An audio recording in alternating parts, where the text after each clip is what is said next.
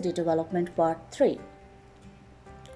Today, I would like to discuss about early childhood development again.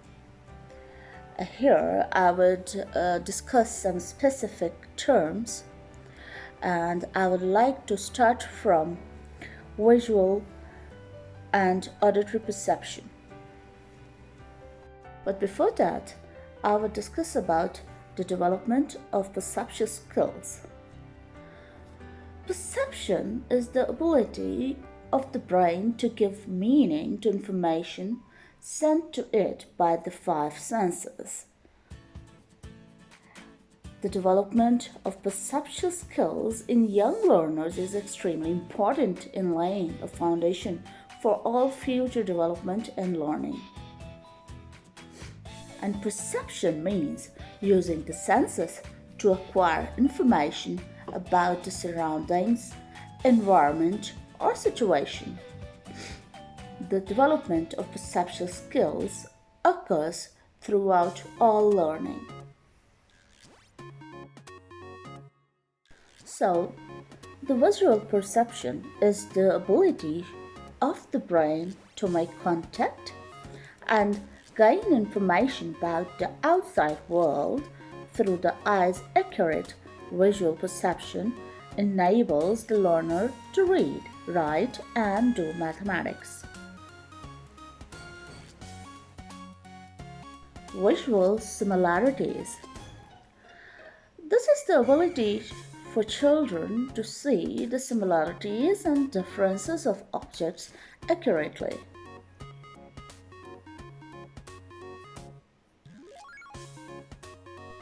Here in the picture you will see three similar pictures and one different. Like suppose, for example, you will see the picture of glasses which has water. So three glasses are full of water and one glass which is half full of water. Visual sequencing. Visual sequencing is the ability to remember a sequence of objects or letters or digits perceived.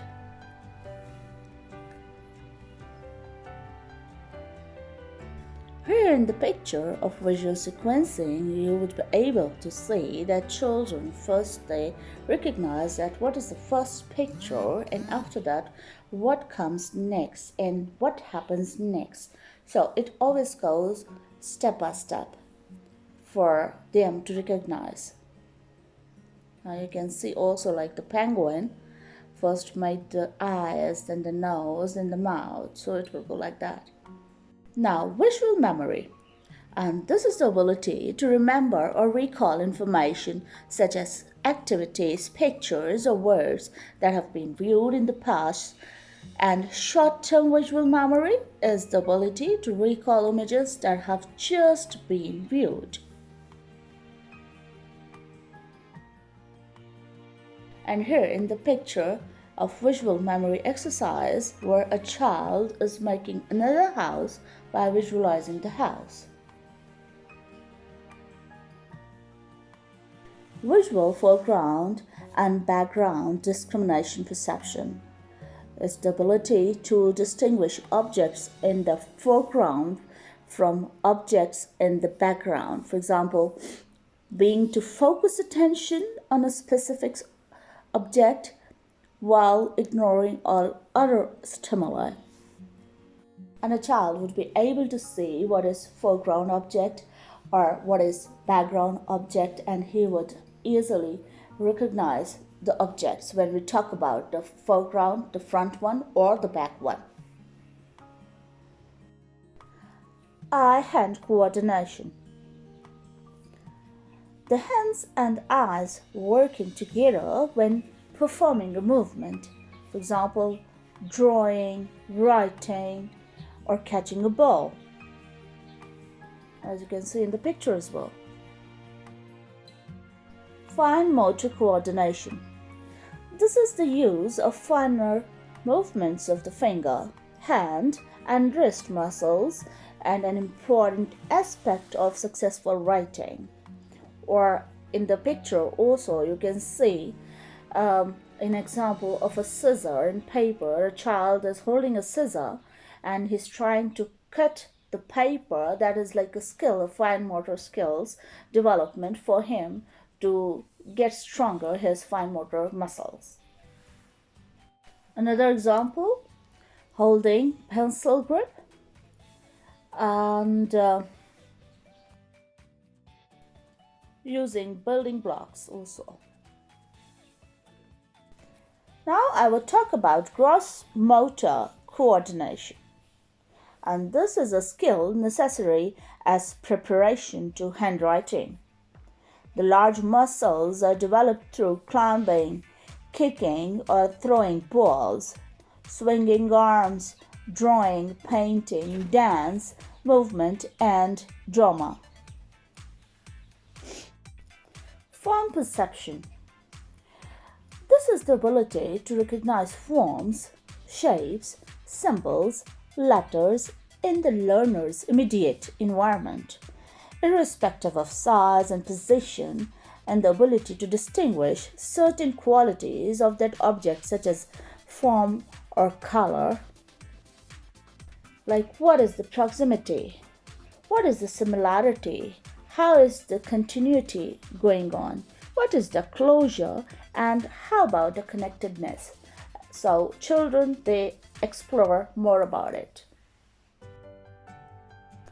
Auditory perception. Auditory perception is the ability of the brain to make contact with the outside world by acquiring and interpreting information through the ears. Accurate perception enables the learner to give meaning to what is heard. Auditory discrimination. Auditory discrimination is the ability to distinguish between certain sounds.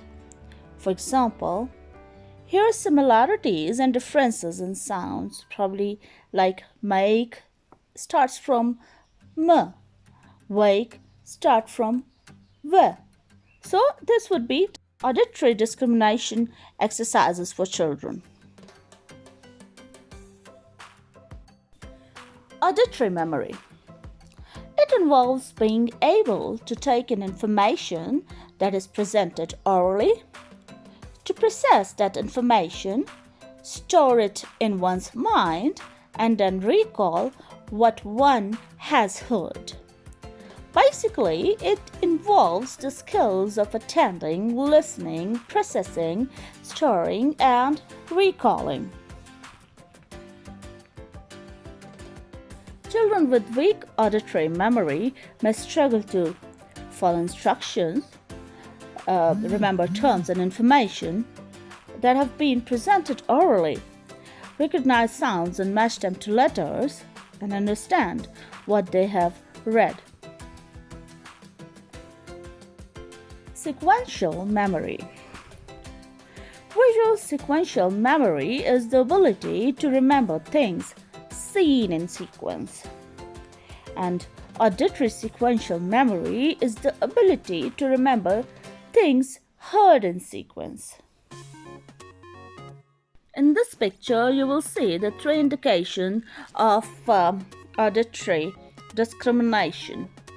So the dark black line is for the rising auditory, that is foreground, auditory foreground, and the light color line just that indicates the falling foreground, and the line with dashes is indicating the falling background. So the foreground auditory you can hear very clearly, and the background auditory you can all just hear in a very low manner, low sound. Body image. This is a complete awareness of one's own body. And this is must for children, so that they must know their body, how it moves and how it functions. Through body image, the learner is informed and oriented regarding his or her physical position in his or her environment. Laterality. This is the inner awareness of left and right sides of body. Only if a learner is aware of left and right within himself can he or she perceive left and right outside himself, showing an awareness of each side of the body. For a learner, a boy or a girl holding the pencil in right hand or left hand. So that is the laterality, where the dominance of one side of the brain is controlling particular activities or functions, or of one of a pair of organs such as the eyes or hands, as you can see in the picture as well. The girl's dominance is the right hand and the boy's dominance is the left hand. Directionality. Directionality is the ability to understand left and right and up and down, in front and behind, in space outside the body. So a child must be aware about directions to understand properly. Crossing the midline. This is the ability to being able to work across the vertical midline of the body. For example, being able to draw a line from one side of the paper to the other without changing the tool from one hand to the other.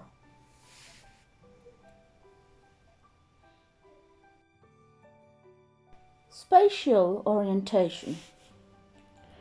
Spatial orientation is the ability to understand the space around the body or the position of one or more objects in relation to themselves and others.